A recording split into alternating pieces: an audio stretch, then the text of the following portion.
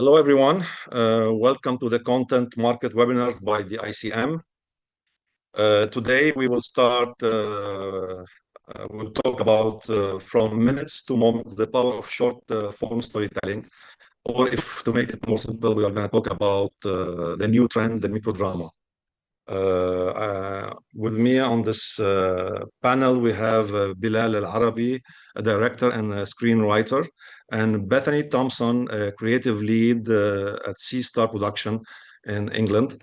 Hello, guys.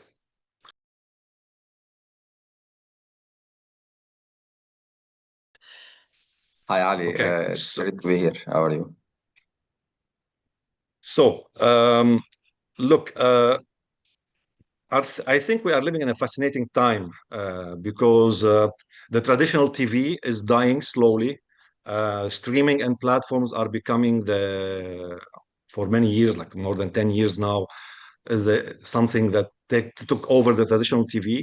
But after the Corona crisis, I think we have a new comer called the microdrama, the vertical series where the duration is between 60 to 90 seconds.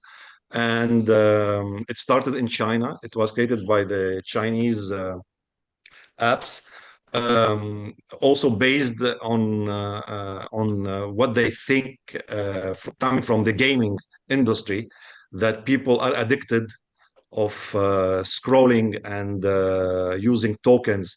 So for that reason, it started like for the audience that is coming from the gaming industry. And it became in the last 2 years big and a major boom in China. After that in US, we are talking about a lot of money in revenues. In China, we are talking about almost $11 billion. And those incomes went beyond the income of the film industry, of the cinema. So basically, it's something very interesting. In the Middle East, and I think in UK, it's something new.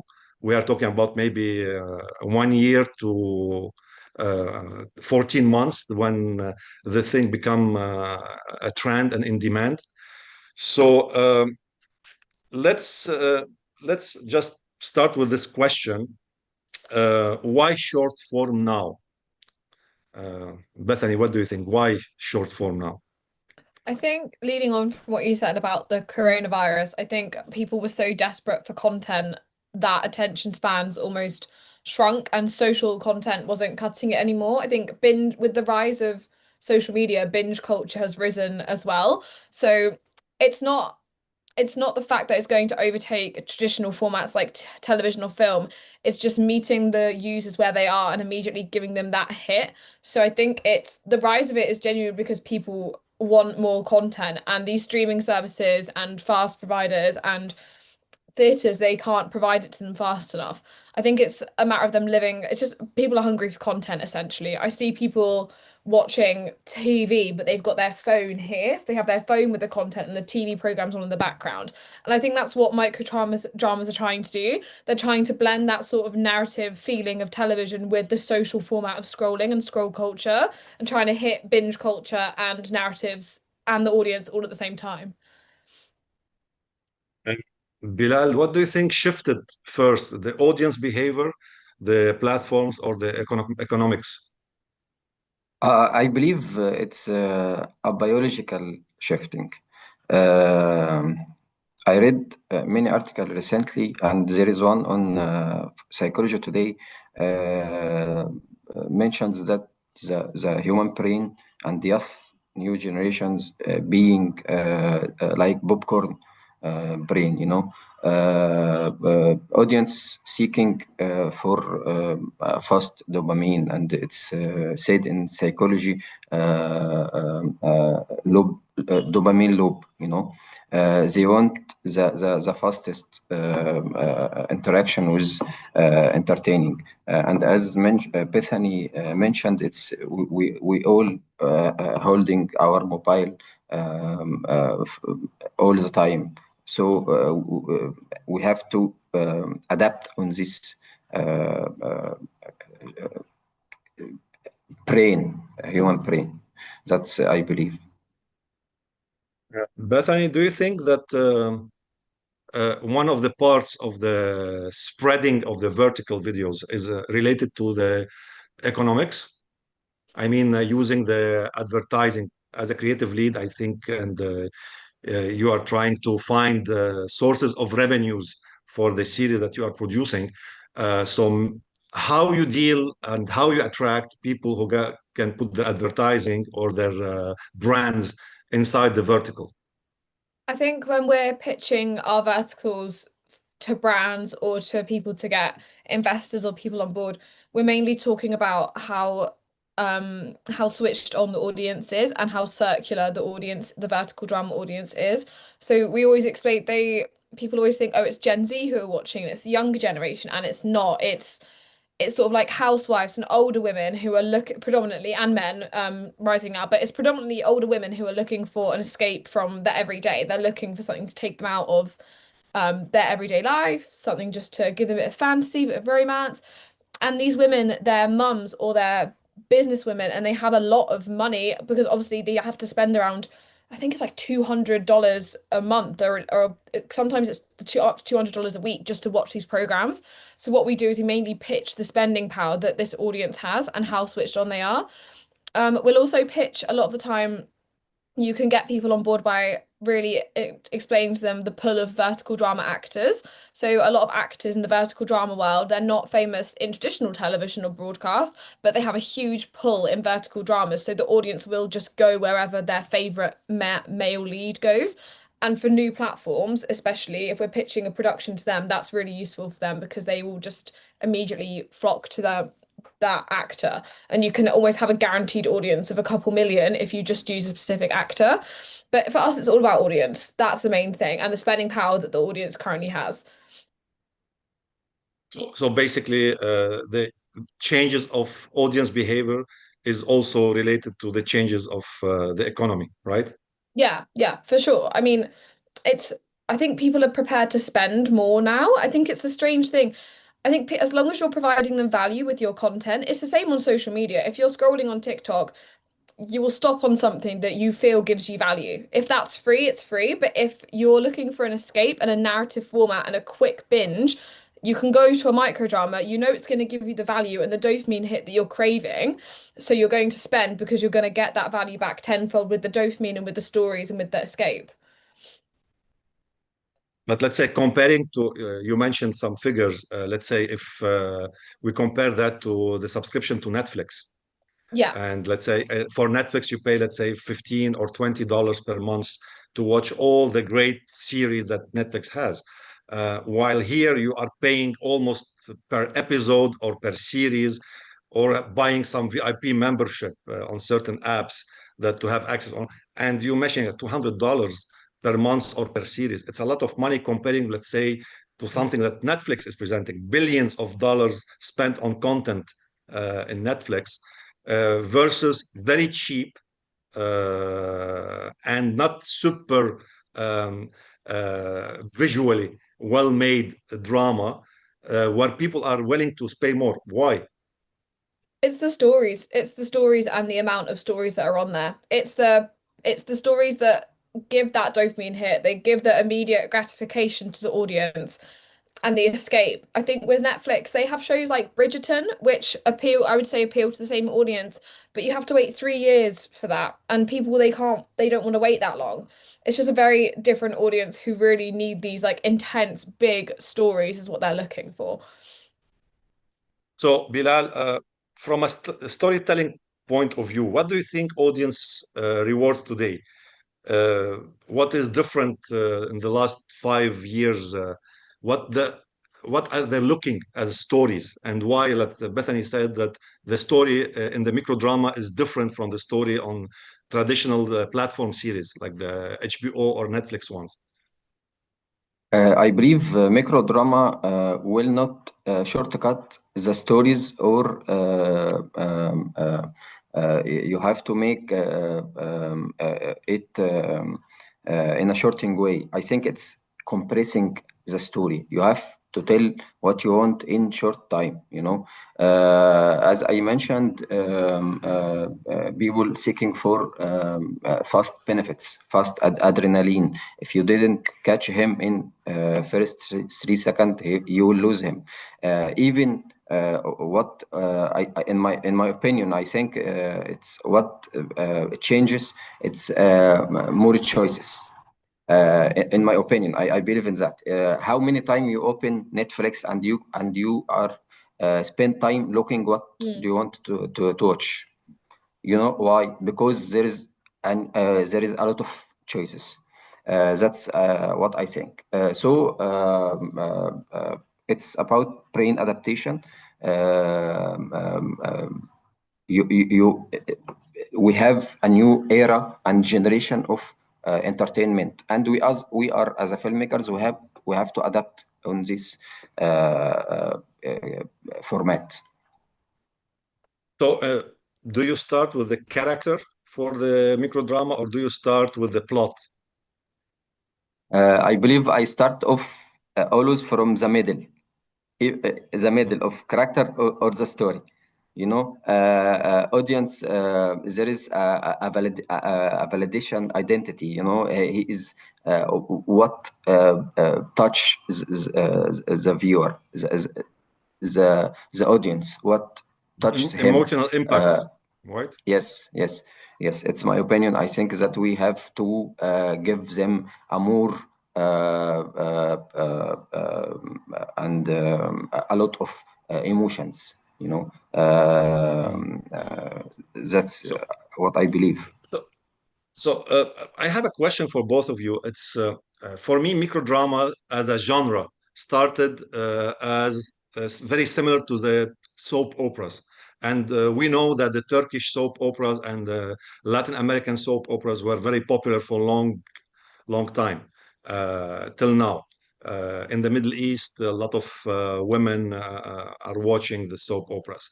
So this genre of melodrama genre, similar to soap opera, was the beginning of the microdrama. Uh, what shifted now? What we are looking for now in microdrama? Are we still looking for the romance, beautiful girl, beautiful boy, they love each other, the CEO who married the chauffeur, like this kind of stories, like Cinderella stories, or we are looking also for something different? In my opinion, I think it depends on the area. You know, the Arab world difference of the foreign or even in Arab countries. I think it depends on you have to study the area and you made your forecasting and what they want. Recently, some of platforms they say that they want about love story or they want the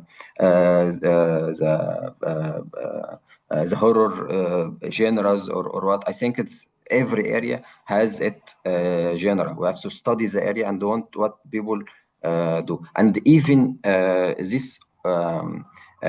We as a filmmakers, we usually don't think that in a big or a global. This work of real shorts maker, you know, they always while they making their video, they look for a hook or the catchy. We must do this too as a filmmakers. In short, our micro drama. I think for us as well as a production company, we do see a lot of new platforms around the world, all around the globe. They're looking for the traditional soap opera tropes, so the hidden identities, secret affairs. So the demand is still very much there for these romance stories. But what we're seeing as well is that there is genre expansion within genres that fit the vertical drama world. So things like crime are really good because they lend themselves to cliffhangers, big moments, shocking moments, you know what I mean? Things like that. But I think genre expansion is really happening, especially in the UK. I feel like our IP in the UK is very valuable. So we have things like Sherlock Holmes, we have like the romantic, like British Prince or something. Those are quite interesting stories that we can start with seeing people want to start telling in the UK. But I think the really important thing to note with genre expansion in the vertical drama world is that you can't take a genre that works really well inherently well on traditional TV and just crop it. You can't just crop a crime story because it won't work. Your audience is already watching that crime story on the television. So if you just crop it, they're not gonna come to a vertical drama about it because they've already got it the highest value of it on the TV screen. So I think when you're expanding genres, if you wanted to make a true crime, you can make a true crime, but you still need to have some of the soap opera, some of the drama, some of the melodrama inside of it to keep that audience attuned. And I think as genres expand, it's really important for us as filmmakers to not neglect the audience, which make vertical dramas so popular. Very clear. And I think if we talk about the IP, um, one of the major things I think we're gonna face in MENA region, that most of the platform that are emerging now, they want to buy the IP. In your experience, Bethany, what is the best way? Do we need to keep the IP for ourselves and sell the product for more than one platform, or we just give it as a buyout for one platform? That's it. So I think it works two different ways, like that we've seen as a production company. So either in the UK and in the US, I think we're mostly production companies mostly just work with one platform to create a series. The series, you'll give all the IP to that platform and then you'll just go on to make another one. That's what we're seeing right now. But in China, it's very different because the format is more established. Production companies will make an entire series and then pitch it to platforms. And that's because the demand's there. So I think if you're making something specifically for with one region in mind, it would be better to go with an app because then you know it's got a place, it's got a home. You make it with the platform, they own the IP. But if you're making something that could work for a global audience and you have backing or you have investors and you know kind of where you can put it, you could make it yourselves, fund it yourselves, and then license from there. Okay. And Bilal, as a screenwriter, what is the difference between the vertical script, the microdrama script, and a traditional script? As I mentioned, I think I have to compress a story. I have to cut a lot of dialogues. I believe in storytelling more than dialogue. Dialogue in vertical is very expensive. I have to cut any unuseful part of the episode. I have 1.5 and to 2 minutes. I have to tell everything. I had a quote about Henry Kissinger. He was asked before how you prepare your speech.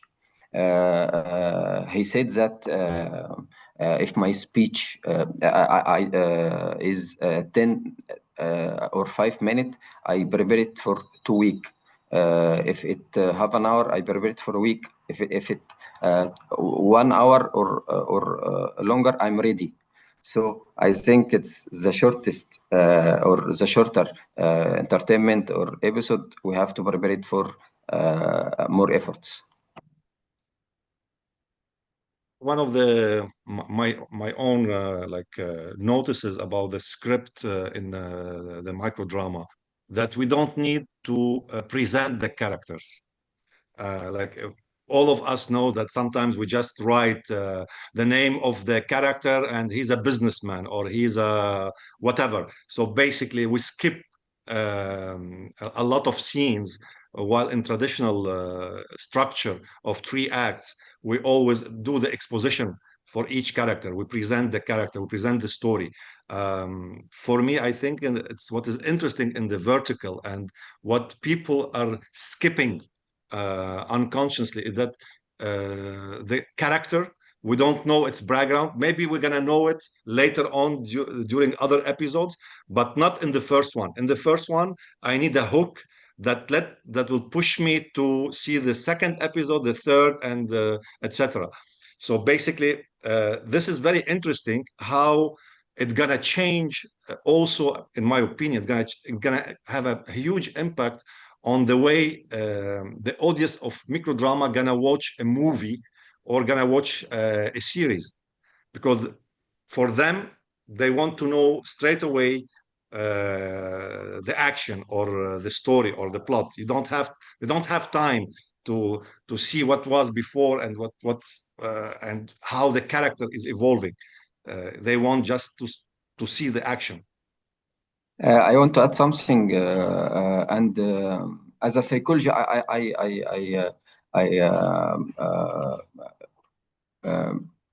read and a lot of psychologists articles. It useful for me in filmmaking, and they said that the human brain in this era, in these generations, knows about a lot of stories. So if you start with a scene or a twist, he may predict what's going on. So you have to be short and effective and looking for a new hook and twists.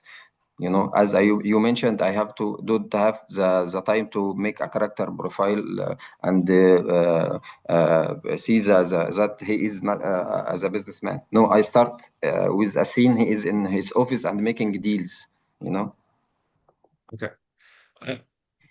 Bethany, I want to ask you about the short form success right now. I mean, about what make it successful. Is it the views? Is it the shares, the comments? How how it become popular and how people gonna watch this product? Mm. I think mainly it's the views, and how platforms measure success is how many people pay past the paywall. So obviously there's like 10 episodes free, and then you have to pay after the 10th episode to find out what happens. So that's the main way they measure success, is how many views does it get after that paywall. But I think success for a microdrama is also really dependent on, again, its story and it's the audience and where they flock. So I think it's really important on social media, especially, is shares. If people are organically sharing your content to other people, if you've got a high share count, then you're building a community around that content. So I think shares are really important. um I also think genre expansion within the bigger apps like Real Short and Drama Box, that they do really successful because the audience is hungry for new stories, and the bigger apps, they have more margin for error. So they will take on a story they're not sure will work to see if it will be successful. And those are some of the areas where we see the most success, is when there's a newer story. So something like an ice hockey story or something like that, or like a fantasy story, which then is highly shared around the audience because the audience are going, oh my gosh, it's something completely new. This is really exciting. Higher share count, higher views. That's when it mainly gets really successful, I'd say.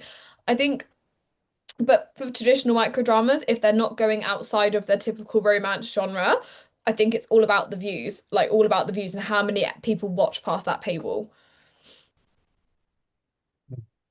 And according to my information, that in the beginning, microdrama was basically viewed by women. 80% of the viewers were women. Now, as I'm reading, there's an increase of male audience. So basically, it becomes 65 women, 35 men. What is shifting, in your opinion? Because like usually men don't like the melodrama genre. Why they are becoming also addicted to watch those stories? Mm. I think it's definitely going to be viewer habits. So everyone, like we were saying, like the psychology of everyone's brains are changing, and the need for the immediacy in these stories is present for everyone. But I also think it's quite a personal thing to watch a microdrama. Like you can do it very privately, you can watch it and it feels very judgment free because it's in the palm of your hand and it's something you can pick for yourself. So I think maybe where men would feel almost like they couldn't watch something because it was melodramatic, because it was on a big screen. Whereas when it's in your hand, it feels a bit more close, a bit more personal, and a bit more private. So maybe that's a shift. And I also think just with the genre expansion, so with bigger stories, like especially in China, you have like superhero stories and big like mafia stories, and they really appeal to that male audience. And I think that's where the men are flocking to those types of stories too. And I think as genres expand in the UK, in the US, and globally, more men will come and explore the format. Bilal, do you think in our region, men also have this secret desire to watch the melodrama because they didn't want to admit before that they are attracted to the love stories or to the melodrama, and now because it's on the phone, they also want to see this. I think it depends. It's here not men or women. I think it's male or female and the age. I think it's the new generation Gen Z or becoming Gen Alpha. I think they are interesting in a lot of stories, and I have a different thinking of what we think. So you have to study this gen. I believe that we have a lot of audience interested in microdrama genres. So I believe in that. Depends on age. When I was writing my Egyptian microdrama series, I was like listening to the comments of some people, and basically they were saying to me that Egyptians likes to see the rich man suffer. So and he wants to see him being like riding a Rolls Royce and then see him on the street. And Yeah. I used it in my series, and I think it become one of the hooks that you bring down this rich, beautiful man, and you bring him down.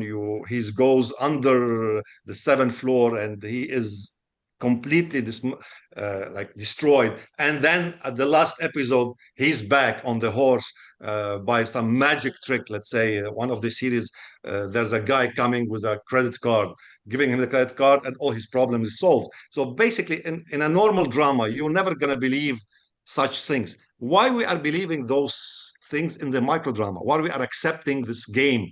And I think it's not only psychological; it's also like because it's different, because it's very intimate, because it's on the phone. We're accepting this game. I think it's I think yeah. Oh, sorry. You no, go. no, no, no, too.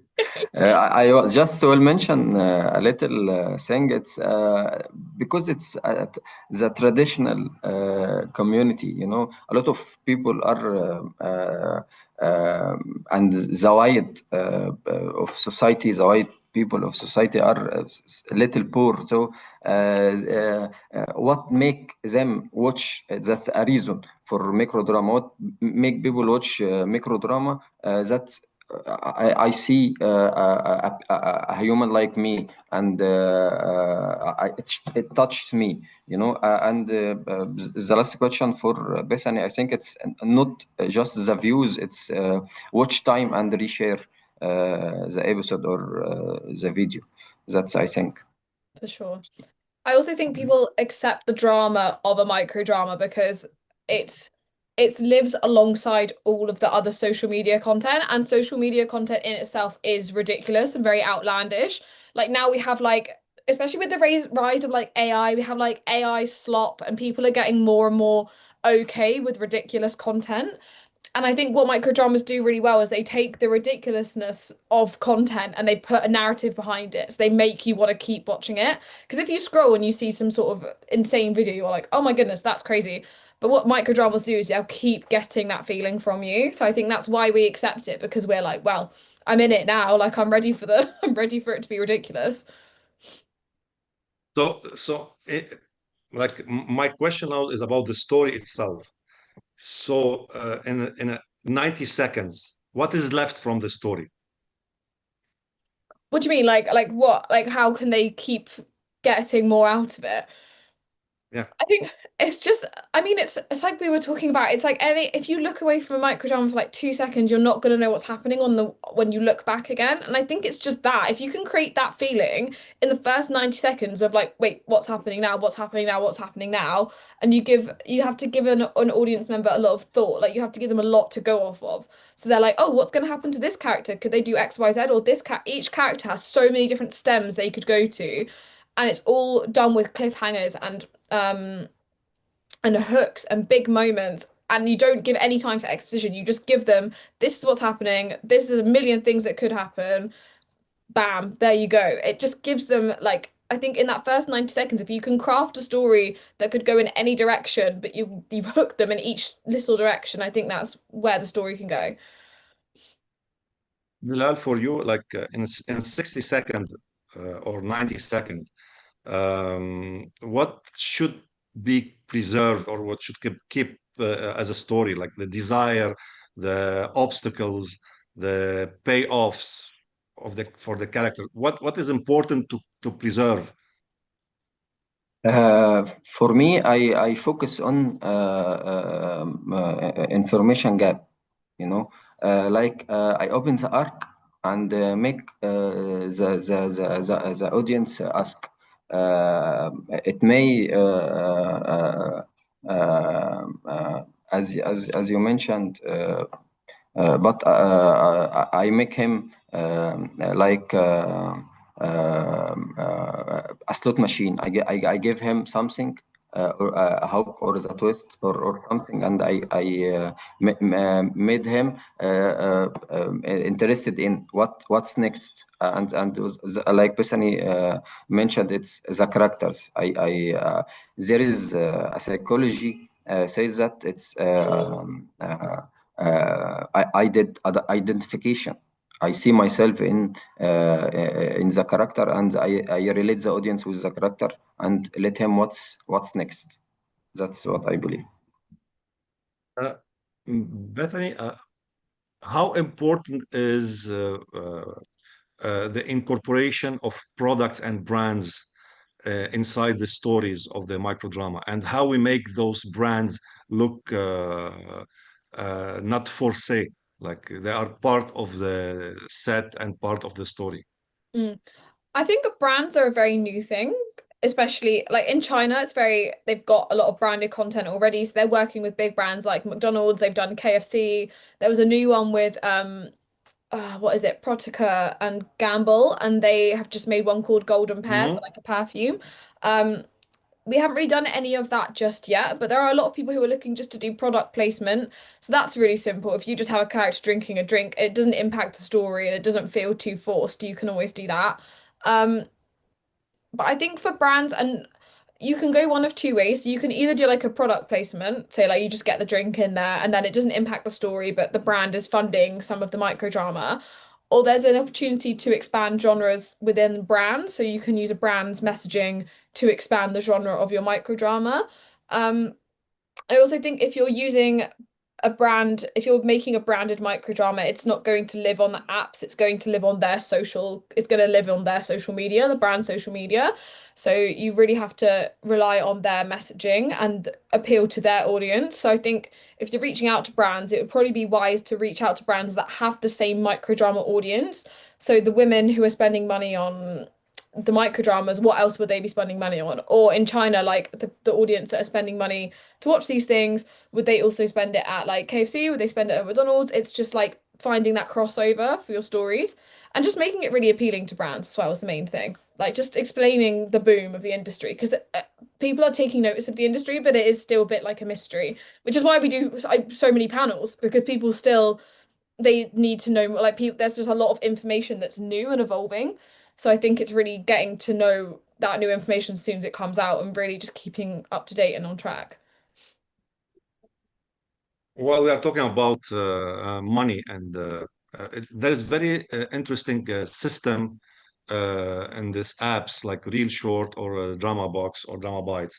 While you can watch the series for free, and but you need to watch some advertising. Usually, it's like two or three short segments inside one episode. Already, the episode is 90 seconds, and watching it with an advertising, for me, it's already disturbing. But again, I think in the MENA region, in the Arab world, we have this issue that people don't like to pay money to watch something. I know that there are a lot of people now paying for microdrama, but still, it's not like in China or in Europe or in US. So basically, here, the monetization for the app is mostly will be relying on the advertising. How strong is the advertising part of bringing money for the platforms? I'd say it's probably if it's advertising supported, it's their main source of revenue because all their none of their views are amounting to money, so it's all done through the ads. I think advertising and probably marketing are going to be two of the mainest pools of income for new platforms and new ads. But I think these ad-supported platforms, they sometimes do better than the coin-based ones or the episode unlock ones or subscription-based ones because they're free and you can sort of watch all this content without having to pay anything. I think maybe you feel like you're getting more value from it as well if it's free because you might be watching an advert, but as it is on social media, like if you scroll on TikTok or on Instagram, you're getting an advert every 3 episodes anyway. So audience behaviors are already sort of starting to become familiar with like getting advertised to more often. And I think especially if you're an ad-supported platform and you provide them an advert with value, so if you partner with a brand that they might buy into as they're watching a micro drama, they won't mind watching the advert as much. So if you advertise well to them, I don't see it might actually be beneficial to the platform and to the brand. Oh, while we were off camera with Bilal and Bethany, we were talking about the experience of Bilal doing some micro drama series, and he mentioned what you mentioned about the offer that you get to produce a micro drama series for 50 episodes. I think we are in the beginning of the era of micro drama in MENA and the Middle East. So the people are, and I want to tell you something. We are late in short our micro drama, Format. shorts or micro drama. I think it's because we have the audience, but we didn't have the investors. They afraid to push money or on this format. When it started in Middle East, it's about a couple of months or I had a deal before and I made my first micro drama. It's Borderlines خطوط عريضة. It was a big production, and I think it's we are talking about $100,000. Now they are afraid and they don't know what's going on and we are heading to. So I had a deal, as I mentioned, it's about $10,000 for all Series. episode 50 series. And it's per 90 seconds per episode. So I think they are still afraid of pushing money on this format. But I think it's not accepted. I think we have we have a lot of audience. We have to have big investment. Like also there is, I think the reason why producers or the investors want to pay less in the Arab world, because they think if the series costs in England, Bethany, I think you said it's like 100K per series, right? So as an average, so why it should cost 100K in the Middle East? We supposed to be cheaper than London. We're supposed to be cheaper than US. So here, when literally you start producing, you find that yes, microdrama is cheap, but it's not so cheap. And here you have the dilemma of, do we need to do a quality microdrama, or we don't need to do a quality microdrama? Do we need to show some value, like in the camera work, in the lighting, in the acting, and the propping? If you watch any Chinese series, you can see the actors or the characters driving Rolls Royces and big cars. And if I look to some real short series that were filmed in England, we can see them filming in a castle or in a palace, and it's a lot of money to spend for 1 or 2 days shooting in a castle. Still, the budget is around 100K or maybe a little bit more. So I think from here, it's coming this fear that we are spending too much money on a content that will not go beyond the Arab world. Because our market is like 400 million Arabic speaking people, while Chinese is 1.5 billion, English language speaking, it's also like a big market. So here, I think this is from where it's coming.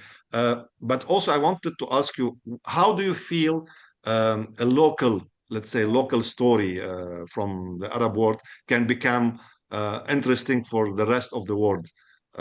Do we need, first of all, do we need to dub it to English so it becomes accessible, or it can be subtitled, or it's just a new story that is not traditional, so people get hooked to it?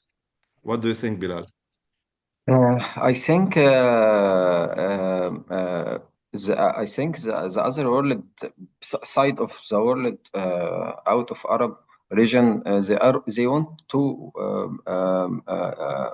see what's going on in our region. I think they are interested in our culture and they know what's going on.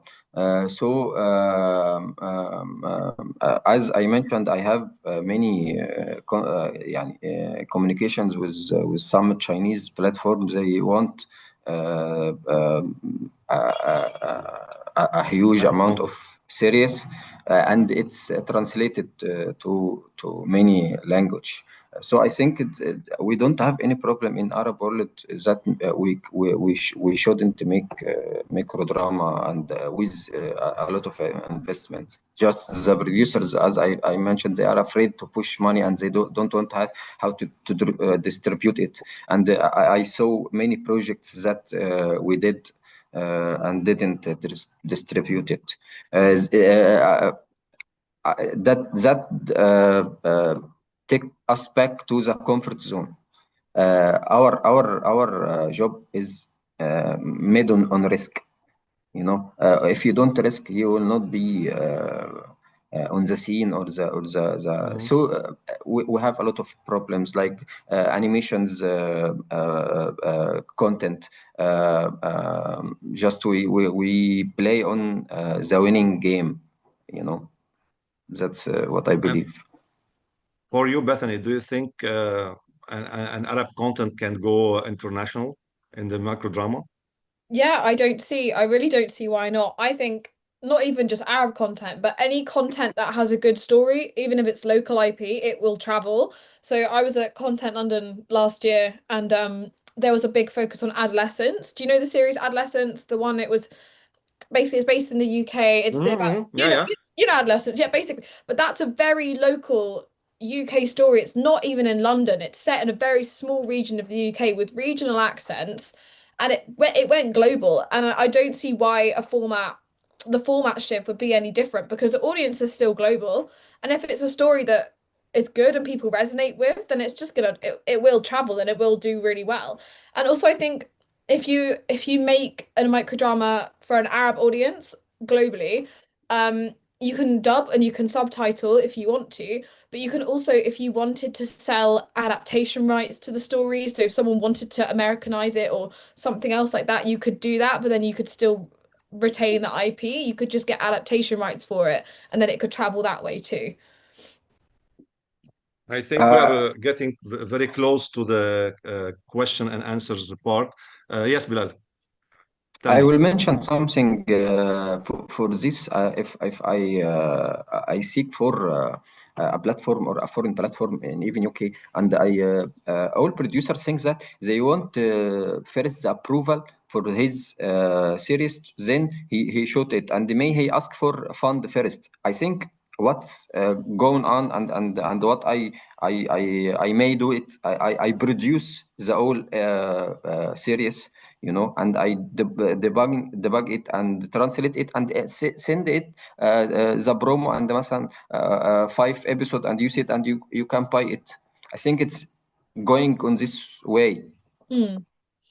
I think so. I think so too. I think that model is something that people are starting to adopt. I think as it grows, that model is less scary. So people are like, we'll do it that way because the audience is there and there is demand for it. So yeah. But especially that the amounts are not millions, and we're talking about hundreds of thousands of dollars, not Yeah, millions. it's an it is a risk and it's an investment, but it's not like a if you're making a feature film, it's not that kind of risk. It's like it's a good risk. I'd say it's a very calculated risk. There is already many platforms, not Arab platforms, seeking for Arab content. And they put their mails. If you have any micro drama project, just send me. So why not? But just we have to start. Who will going to start? Just it. Mm.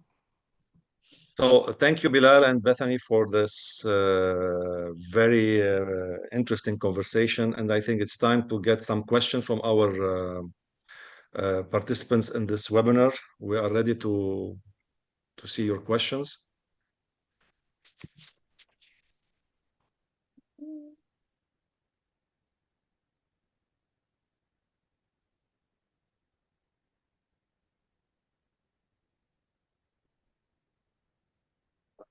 Okay, so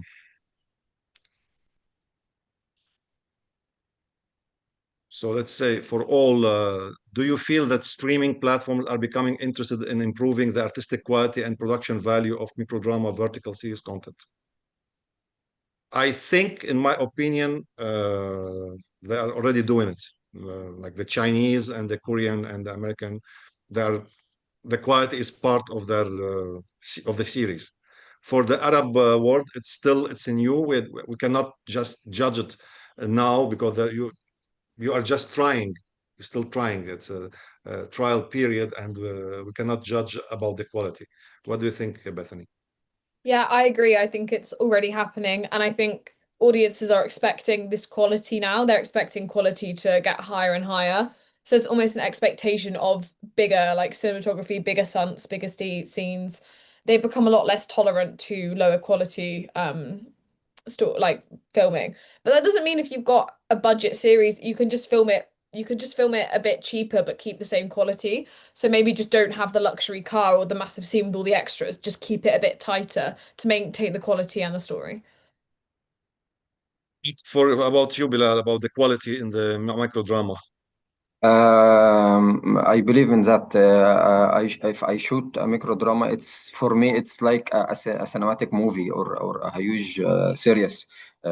Just for now, they are afraid of how they get paid back from the budget. They are.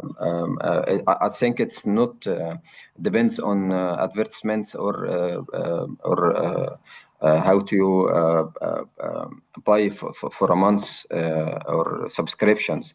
I think some things are not clear yet, but I think it's going all to a huge and a new era of format and entertainment. We have to put our all efforts to make and show the world that no, I think it is going to be and there is I think it's going to be a vertical movies and festivals. I think it's going to be a huge part of entertainment.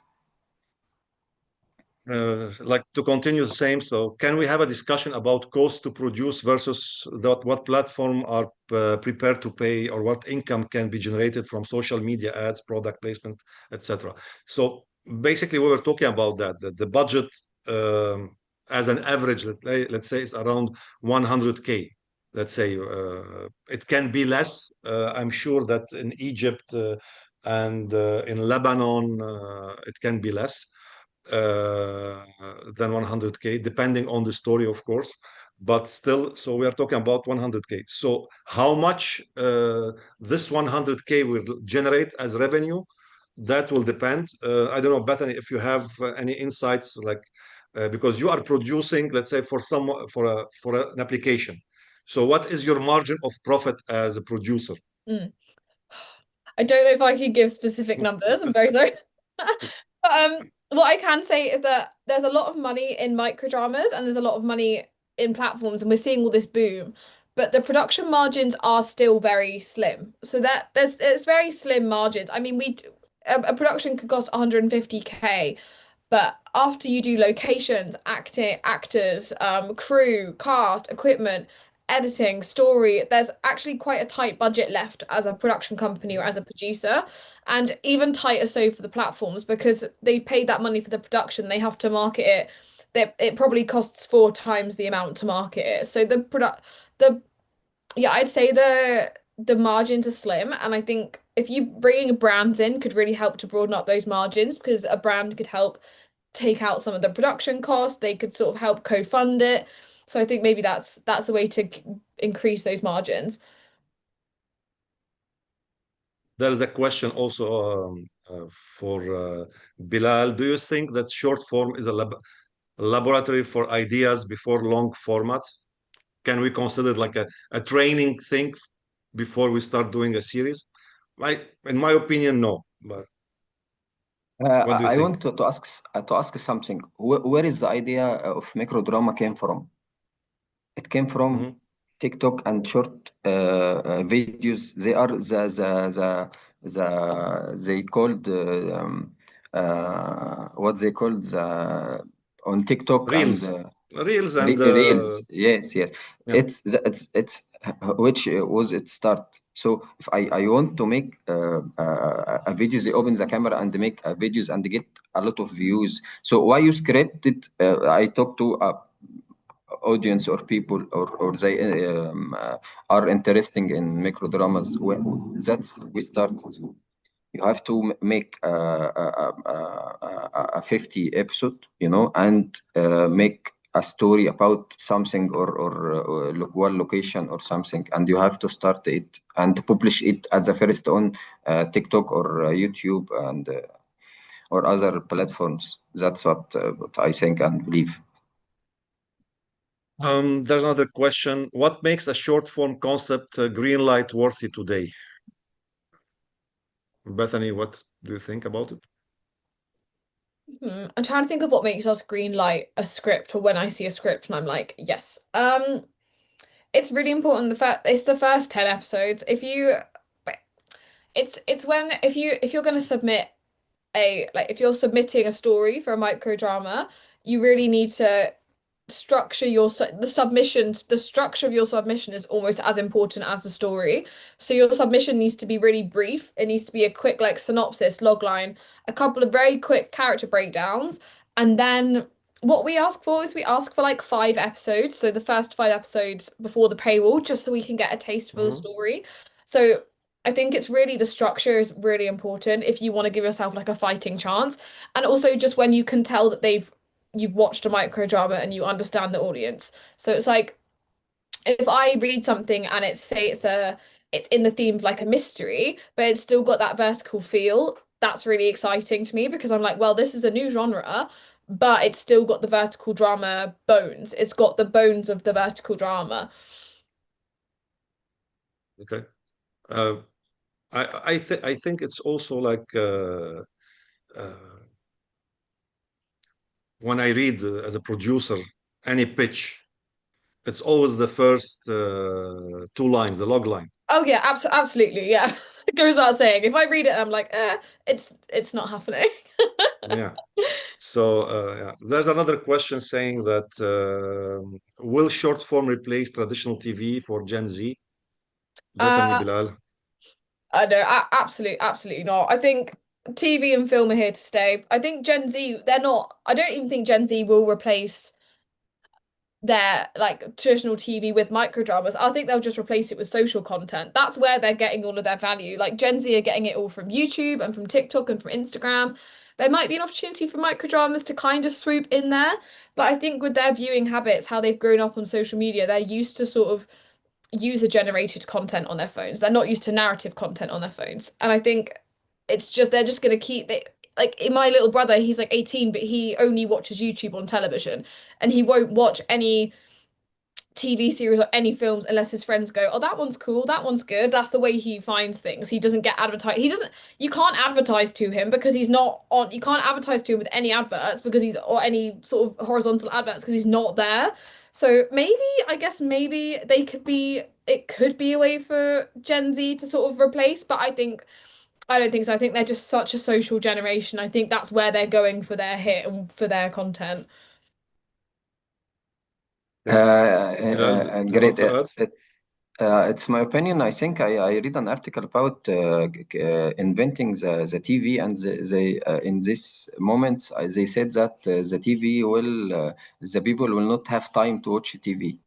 I think it's that happened, and we started with movies, and there is a series after that. I think it's not if the micro drama will cancel the TV or films. I don't think so. That the upper hand for series, and the series didn't do that.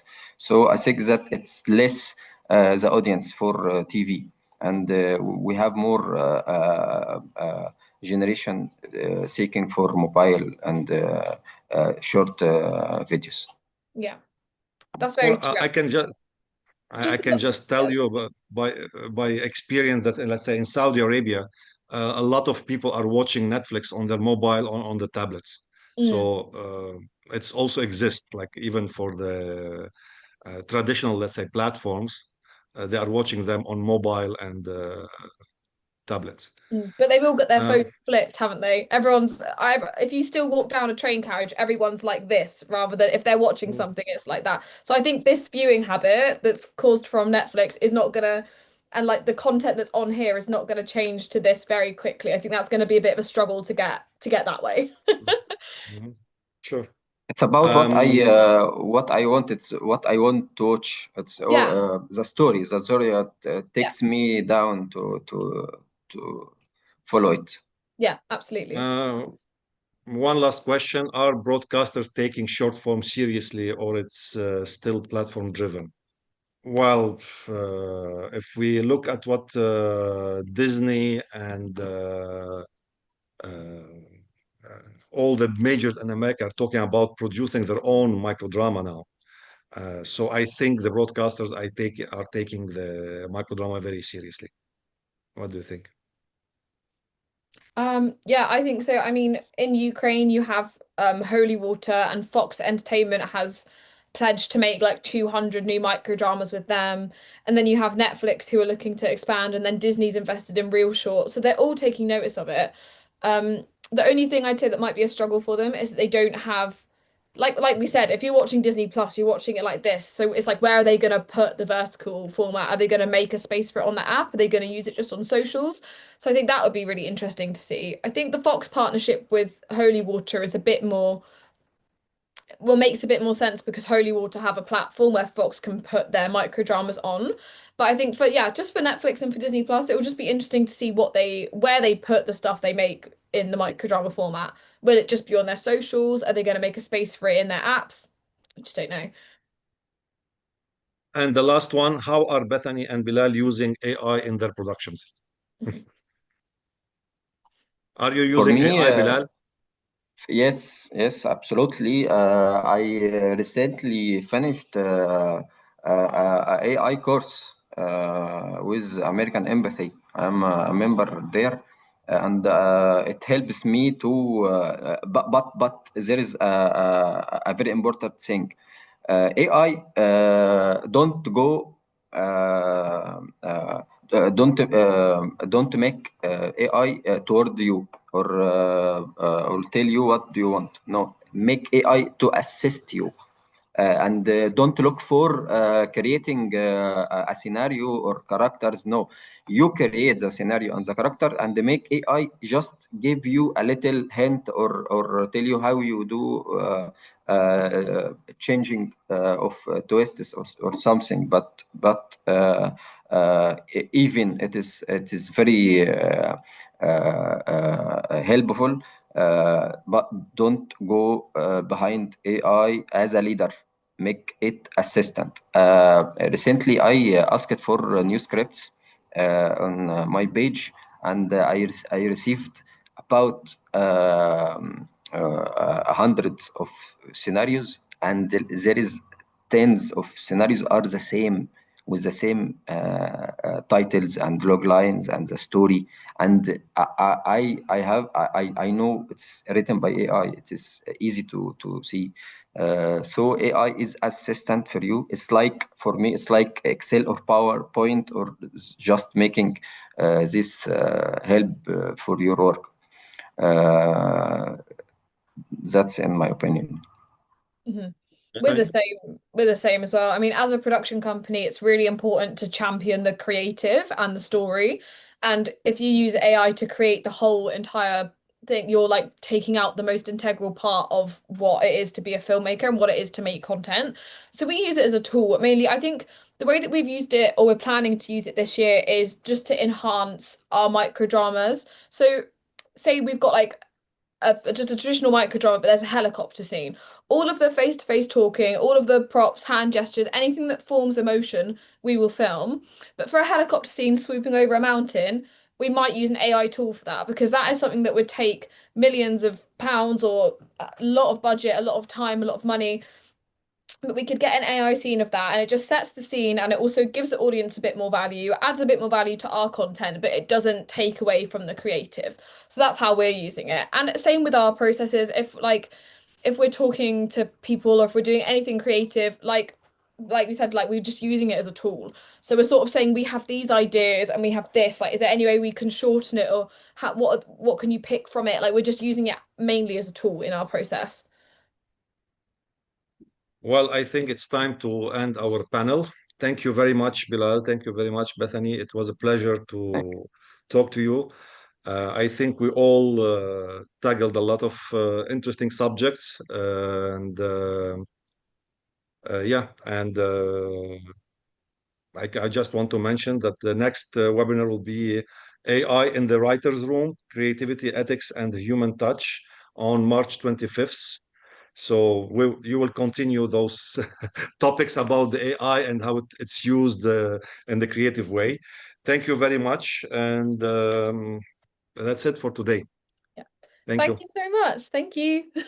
Thank you, Ali. Thank you, Bethany, and thank you, DICM, Asil, and all of you. It was great to be here. Thank you. Yeah, thank you Look so much. forward to keep in touch after this webinar and share our ideas. Okay. Yeah, absolutely. Thank you. Thank you.